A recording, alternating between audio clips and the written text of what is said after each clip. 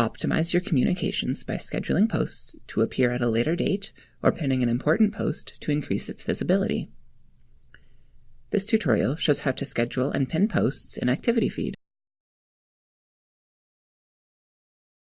To begin, enter a message to share with learners. Then, click Post Later. Set the date and time for the post to appear, and click Schedule Post. Then, click Save. You can also review scheduled posts. To do so, click Planned Posts, which gives you an overview of all pending communications. Click a Post Context menu to edit or delete it.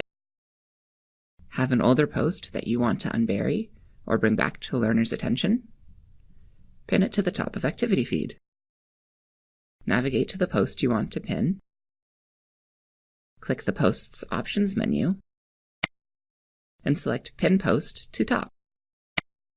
You can unpin a post by clicking the Push Pin icon or from the Options menu. Note, you can only pin one post at a time. Optimize your communications by scheduling posts to appear at a later date or pinning an important post to increase its visibility.